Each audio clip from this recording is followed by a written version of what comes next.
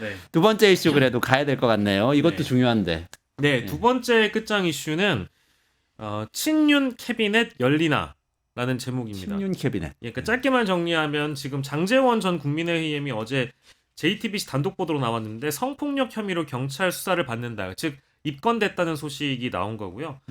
그리고 또 이철규 국민의힘 의원의 아들이 마약 혐의로 이제 최근에 문제가 되다 보니까 이철규 의원 건, 장제원 의원 건 이어지다 보니 이게 혹시 경찰이든 검찰이든 수사기관 쪽에 캐비닛이 열린 거 아니냐라는 그런 여러 이제 의혹들이 온라인을 중심으로 좀 확산이 되고 있고요. 거기에 더해서 사실은 친윤 인사로 포함하면 네. 건진법사의 경우에도 지금 문제가 되고 있다. 이제 건진법사와 관련된 여러 가지 어떤 비리 의혹들이 또 스멀스멀 나오면 친윤계를 타겟으로 해서 여러 윤핵관 호소인들 다 날아가는 거 아니냐. 이제 이런 차원에서 친윤 캐비넷 열리느냐라는 이제 끝장 이슈 두 번째 거를 가지고 왔습니다. 아, 시점이 참 그렇겠네요. 아까 황 기자님이 그 검찰도 움직이고 있다 그런 말씀하셨는데 라고 이제 의심할 수밖에 없는 게 이게 너무 공교롭지 않습니까? 뭔가 착착착착 그러니까요. 나오고 있습니다. 이철규 의원 아들 그 마약 던지기로 했는데 뭐 액상 마약 찾으러 네네네. 다니다가 걸렸다. 근데 그게 최근의 게 아니고 벌써 2달 가까이 된 사안이 지금 그래요? 나오는 겁니다. 그러니까 이게 지난해 10월 29일 그렇죠. 에 있었던 건데 1월 3일에 신원을 그러니까 53일 만에 네. 그 아들에 대한 신원을 특정을 했다라는 거예요. 누구의 아들이냐 이제 이런 거를. 잡힌 게 11월 달이에요, 그러니까. 그렇죠. 근데 이제 그러고 나서 잡힌 거는 아니고요. 신고를 접수한 게 신고를 10월 접수한 29일이고 게. 올해 1월 3일에 이제 신원을 특정했고 잡힌 것은 최근인데 심지어 치안 정감까지 했던 이철규 의원이 나는 기사 보고 알았다 이제 이런 식으로 보도가 된 걸로 알고 있거든요. 나중에 알았다라는 거죠. 한참 지나서. 근데 그거는 사실 뭐 이제 경찰 취재하신 분들 얘기 들어보면 말도 안 되는 얘기라고. 왜냐하면 이제 그 정도로 그 경찰 관계자들과 이철규 의원, 그러니까 선배 의원과는 어느 정도 연결고리가 분명히 있기 때문에 그걸 몰랐을 리가 없다라는 이제 이런 의혹들이 나오고 있는 거고요. 근데 누가 이익을 보는 겁니까? 이렇게 지금 이게 작업이라면 누구를 위한 작업일 거 아니에요? 누굴까요? 한동훈 이익 보는 건가요? 이렇게 해서? 그래서 이렇게 친윤들을 만약에 날리게 됐을 때 이익을 볼 수 있는 사람은 저희가 어제도 얘기를 했습니다만 서종옥 변호사라는 친윤 스피커이자 유튜버이신 분이 본인 방송에서 주장했듯이 한동훈 라인 검사들이 자신의 정적이나 경쟁자들을 지금 날리는 구조 하에 윤핵관들을 다 날리는 거 아니냐. 그 소위 진짜 힘이 있는 친윤들을 날려야 이 친윤의 기반이 무너지기 때문에 자신이 당내에서 경선을 치를 때 뭔가 좀 파일을 잠식하기 용이하다라는 그런 판단? 이런 거 이제 의혹 제기를 했는데 한동훈 쪽에서는 전혀 사실이 아니라고 지금 발끈하고 있는 그런 상황이죠. 이철규 의원 같은 경우에는 지난 총선 때 그거는 이제 거의 공인되지 않았습니까? 그 공천심사위원회에서 핵심적으로 윤석열 대통령의 의중을 반영한 인물로 이때 이철규 의원이 강하게 등장을 했었죠. 그러니까 이제 그 건진법사 얘기도 지방선거 때 지난 지방선거 때 불법 정치자금을 받은 의혹 뭐 이 관련인데 이 얘기는 이미 나왔던 얘기인데 이 메신저 기록을 위해서 메신저 기록 확보를 위해서 카카오 4억 원을 압수수색한 겁니다. 그게 이제 어제 있었던 일입니다. 네. 그리고 또 장재원 의원 성폭행 혐의 본인 얘기입니다. 이건 그 아들도 굉장히 시끄러웠는데 아무튼 장재원 전 의원 성폭행 혐의 문제도 어제 나온 얘기입니다. 그러니까 이게 며칠 사이에 이렇게 한꺼번에 터져 나오고 있습니다. 이게 과연 그냥 우연의 일치로 됐는가? 근데 이런 사건들 보면 나중에 가보면 지금은 이제 단언해서 얘기하기가 어렵습니다만 증거가 없으니까. 근데 이런 사건들 보면 경험적으로 보면 나중에 가서 보면 이게 그냥 우연의 일치로 벌어지지 않았다. 이런 것들이 꼭 확인되곤 합니다. 그렇군요. 제가 예전에 한 2000년대 초반에 검찰을 한 3년 넘게 출입을 해본 적이 있었는데 그때 이제 검사들한테 들었던 얘기가 검찰이 확보한 자료는 절대 없애지 않는다. 이런 얘기들을 이제 들은 적이 있습니다. 근데 요새는 우리가 이제 그냥 친윤 캐비넷, 무슨 검찰의 철제 캐비넷 이렇게 표현하는데 지금 철제 캐비넷이 아니고 디지털 캐비넷입니다. PC. 네. 그러니까 전자 정보로 다 그렇죠. 확보합니다. 네, 네. 그러니까 컴퓨터를 압수수색해 오든지 지금은 PC나 노트북보다 더 무서운 게 이거 아닙니까? 그렇죠. 네. 근데 이게 이진동 뉴스버스 대표가 확인을 해줬습니다. 자기가 검찰 조사받으면서 원래 검찰에서 자료를 이 전자정보를 압수하려면 딱 특정해서 이걸 압수해야 됩니다. 그것만 이제 다운을 받는 겁니다. 다운을 받는다든지 이런 형태로 검찰에서 확보합니다. 근데 이걸 통째로 다 집어넣는 거를 디넷에 디지털 넷에 검찰의 전자지갑이라고 표현할 수 있겠죠.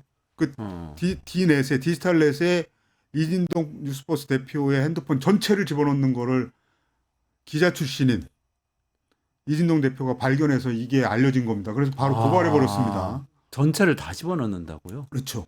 이제 그렇게 하면 안 되잖아요. 이게 관련 없는 것까지. 관련 없고 이제 순전히 개인적인 얘기 그러니까요. 다 들어가 있고 뭐 요새 핸드폰 가지고 일정 다 하지 않습니까? 그러니까 이게 털리면 이게 검찰에 들어가면 거의 개인의 일생 전부가 다 개인의 털리는 일생이 거죠. 다 들어간다라고 볼 그렇죠. 수 있어요. 네. 이걸 연관해서 다 들어가기 때문에.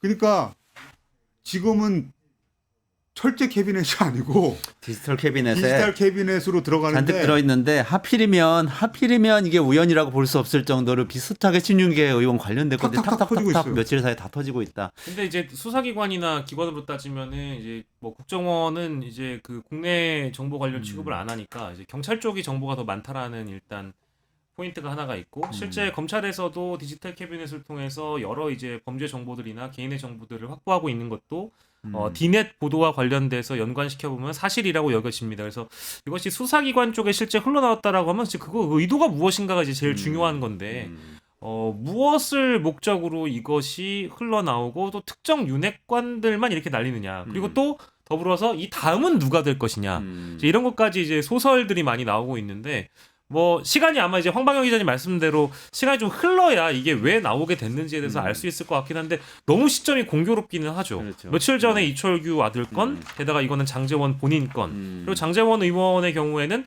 총선 불출마를 하게 된 배경이 혹시 이건가? 혹시 그때부터 이거를 만지작거려서 혹시 개인적으로 어떤 뭐랄까 협박을 했다라든지 압박을 줬다라든지 이제 그런 막 상상까지 하게 만들잖아요. 그런 건 아니었습니다. 처음에 용퇴하라고 그러니까 막 발끈했다가 아유 막 버스도 동원하고 산악회도 동원하고 막 그랬었잖아요. 세과시하다가 나중에 불출마했죠. 예, 뭐 물론 그 지역구를 자신의 지인이라고도 할 수 있는 의형제라고 부르는 사람에게 물려주긴 했습니다만은 근데 이렇게까지 정치적으로 큰 타격을 입힐 만한 보도가 기정사실화돼서 어제 나와버린 거니까 이거는 부활할 수 있을까에 대한 대목이 일단 예측하기 어렵고 두 번째는 이거는 어디까지나 이렇게 팩트니까요. 저희 들어오기 바로 직전에 또 JTBC가 단독 보도를 하겠다고 단독을 띄웠어요. 이게 그러니까 장제원 의원이 피해자에게 문자 메시지를 보냈다라는 내역 그리고 무슨 뭐 무마의 대가로 뭐 2천만 원을 송금을 뭐 2천만 원을 줬다라는 뭐 이제 이런 의혹까지도 같이 수사를 한다라고 하거든요. 네. 근데 그럼 뭐 근거가 있어 이런 거 보도를 하는 거 네. 아니냐. 최소한 피해자의 진술과 경찰에 대한 입건 내용을 크로스 체크 해가지고 보도를 했을 거 아니겠습니까? 그래서 문자와 그 돈의 향배 이건 중요하다고 봤는데 지금 피해자 문자 메시지를 경찰이 모두 확보했다. 그러니까 장제원이 피해자에게 문자 메시지를 모두 보낸 것을 확보하고 이제 이 기사가 나왔다라고 한다면 상당히 근거 있는 기사인데 이게 30분 전에 온라인에 떠 있었거든요. 네. 지워졌어요. 지워졌어요? 그러니까 지금 약간 물음표 상태. 그러니까 지금 이제 JTBC도 왜 이거를 올렸다가 내렸는지는 파악할 수 없는데 불과 저희 방송 시작 5시에는 이게 올라와 있다가 지금 방금 보니까 이제 삭제 언론사의 요청으로 포털에선 지워졌네요. 지금 어디까지 보도해야 되는가 좀 고민하고 있는가 봐요. 그럼 그런 것 물음표를 해놓고 삼부토건 수사도 한다는 거잖아요. 요것도 좀 이거는 금감원 조사인가요? 좀 설명해 주시죠. 그렇습니다. 이것도 이제 금감원 뭐 내용인데 공교로운 이게 것 같아. 노컷뉴스 보도인데 금감원에서 조성욱 전 삼부토건 회장과 그 가족, 삼부토건 지분을 넘겨받은 최대 주주, 관련 법인 이쪽에 한 10개 안팎 계좌가 확인을 해봤대요. 근데 삼부토건 주식 수백억 원어치를 팔아치운 사실을 금감원이 확인을 했고 이게 시점으로 보니까 2023년 5월 이후 수개월 동안이었는데 그 기간이 주가가 이제 바닥 1,000원일 때부터 시작해가지고 5,000원까지 뛰었던 금액으로 따지면 한 100억 원대의 시세 차익을 이 계좌에 들어간 금액 전체 통틀어서 파악해 보니까 100억 원대 시세 차익을 이미 얻었던 걸로 금감원이 추산을 하고 있습니다. 그래서 이게 그때 당시에 윤석열 정부에서 우크라이나 재건 참여 발표하고 나서 막 천정부지로 뛰었던 경우가 있었거든요. 네. 이제 그거에 대한 모니터링을 하고 지금 이게 나왔는데 사실은 이거 뭐 정치권에서는 삼부토건이 3분의 1 체크하고 이제 멋쟁 해변 네네네. 카톡방에서 등장하면서 이거 주가 조작의 대상으로 삼부토건 주식을 삼은 거 아니냐. 게다가 이것을 알아차렸던 뒷배로는 정권이 작용한 거 아니냐 이런 의혹이 있었거든요. 그거를 금감원이 최근에 밝힌 겁니다. 이거는 우리가 지금 모니터링을 했고 사실은 이 사실을 금감원이 파악을 했기 때문에 그 수사에 들어가기 직전이다. 그래서 말인즉슨 금감원장이 이복현 검사 출신 검사인데 좌동훈 우복현 중에 그 우복현이거든요. 그렇죠. 그러면 김건희 여사 내지는 윤석열까지 이복현 금감원장이 이제 손절치고 금감원이 할 수 있는 일을 하는 거 아니냐라는 의혹 제기까지 나오고 있습니다. 어떻게 보세요, 황 기자님? 저 노컷뉴스에서 이제 보도한 거 네. 자체도 그런데 내용이 이제 세간의 의혹을 많이 확인시켜준 이런 겁니다. 그러니까 작년 11월에 저 이재명 민주당 대표가 증권거래소 가가지고 이런 게 전형적인 주가 조작 사례라고 하면서 탁 찍은 게 이 삼부토건건이었습니다.